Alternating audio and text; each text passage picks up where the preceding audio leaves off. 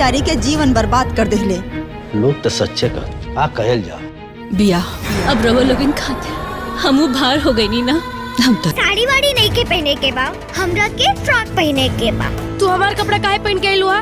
चल जा के कपड़ा बदला ना हम ये बियाह ना होई ताले हम एक दाना ग्रहण ना करब। अरे बस तू खाली हाँ कर दा, सारा खर्चा हम संभाल ले। जल्दी से जाके तारी की विधवा के दूसर शादी करे के काम मुँह दिखाए गांव समाज के हो। एज पतो के लिए आईटा खाली के ओकरा के देख के जी हमें सब ना पहना। अरे बचपन से लेके अभी तक चाची हमके। हेलो सो गाइस, नमस्कार फ्रेंड्स, आप सब कैसे हैं? उम्मीद करती हूँ आप लोग बहुत ही बढ़िया होंगे। तो चलिए आज आप लोगों को भोजपुरी के सबसे सुपरहिट और ब्लॉकबस्टर मूवी के बारे में फुल रिव्यू एंड फैक्ट करने जा रही हूँ, जिस मूवी का नाम है बिन पिया डोली और बिन पिया गवना।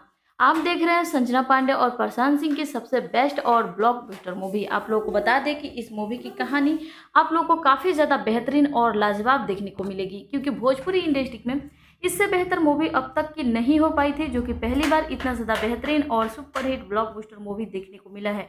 तो आप लोगों को इस मूवी को मिस नहीं करना है, जितना हो सके ज़्यादा से ज़्यादा सपोर्ट कीजिए, ज़्यादा से ज़्यादा शेयर कीजिए, क्योंकि भोजपुरी इंडस्ट्री की सबसे बेहतरीन और सबसे ब्लॉकबस्टर मूवी है, जिसकी कहानी में आप लोगों को काफ़ी ज़्यादा रोमांटिक और दिलचस्प कहानी वाला मूवी देखने को मिलेगा। इस मूवी के ट्रेलर आने से ही लोगों ने इस मूवी को इतना ज़्यादा पसंद किया है कि जहाँ पर भी देखा जाए बस इसी का बैनर लगाए हुए लोग काफ़ी ज़्यादा बेसब्री से इंतजार कर रहे हैं। लोगों का कहना है कि इस मूवी की जितनी भी बेहतरीन कहानी है, इस तरह का कहानी वाला मूवी अब तक की भोजपुरी इंडस्ट्री में देखने को नहीं मिला था, जो कि पहली बार इतना ज़्यादा बेहतरीन और सुपरहिट ब्लॉकबस्टर पारिवारिक मूवी देखने को मिला है। आप लोग बता दें, इस मूवी की कहानी में आप लोग को इतना ज़्यादा पहले वाली कहानी, जो पहले वाले ज़माने में जिस तरह का सीन होता था, उसी तरह से इस मूवी में दिखाया जा रहा है। जैसे आप लोग देखेंगे कि संजना पांडे की शादी बचपन में 6 या 7 साल की एज में कर दी जाती है। उसके बाद से आप लोग देखेंगे कि इतनी एज में उनकी शादी हो जाती है और वो अपने जब ससुराल जाती हैं तो वहाँ पर अपने पति के साथ, अपने सास ससुर के साथ वो खेलती कूदती नजर आ रही हैं। लेकिन अचानक से उनके पति को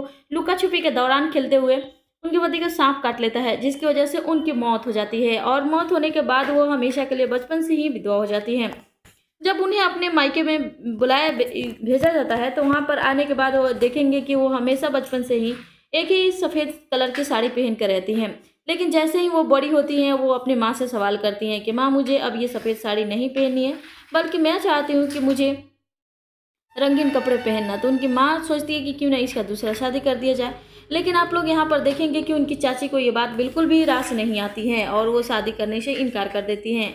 लेकिन उनकी ससुराल वालों से तब तक बुलाया जाता है और वो अपने ससुराल जाती हैं तो वहाँ पर उनकी सास जो होती है वो बहुत ही प्यारी होती हैं और उन्होंने अपने बेटी को बहू को बेटी समान के दर्जा देते हुए उन्होंने कहा कि इस आज से ये सफ़ेद कलर की साड़ी नहीं, बल्कि तुम रंगीन हर कपड़े पहनोगी। उसके बाद से गांव समाज वाले वहाँ पर भी उनकी सास को ताना देने लगते हैं कि बेटा नहीं है, बहू को बुलाकर अपने स्वार्थ में रखती है काम कराने के लिए। उसके बाद से उनकी माँ सोचती है क्यों ना मैं इसका दूसरा शादी कर दूँ। उसके बाद से दूसरी शादी करने के लिए ये बात जब संजना पांडे से बोला जाता है तो वो नाराज होकर रोने लगती हैं। बोलती है कि आप लोगों के लिए भी मैं बोझ हो गई, आप मुझे यहाँ से भेजना चाहते हैं।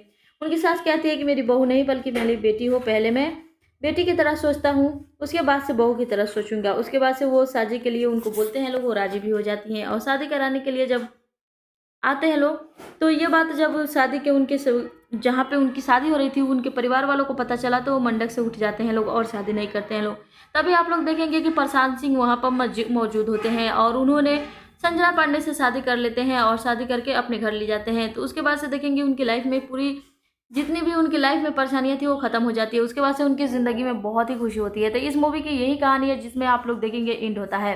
और आप लोग बता दें कि ये पहले ज़माने की जो इस तरह से घटना होती थी या बचपन में बाल विवाह होता था, उसी आधार पर इस मूवी को बनाया गया है। तो आप लोग भी इस मूवी को देखिए और बहुत प्यारा मूवी है, ज़्यादा से ज़्यादा सपोर्ट कीजिए, शेयर कीजिए। पारिवारिक मूवी है, सामाजिक तौर पर बनाई गई ये मूवी है। सामाजिक को एक सीख देने के लिए इस मूवी को बनाया गया है ताकि समाज में इस तरह का फिर से कोई ऐसा व्यवहार और इस तरह का बाल विवाह करने के बारे में सोच भी ना सके। तो आप लोग इस मूवी को देखिए और ज़्यादा से ज़्यादा सपोर्ट कीजिए, शेयर कीजिए और हमारे चैनल से जुड़े रहिए ताकि कोई भी वीडियो अपलोड करें तो सबसे पहले नोटिफिकेशन आप लोगों तक पहुंचे और आप लोगों को जानकारी प्राप्त हो सके।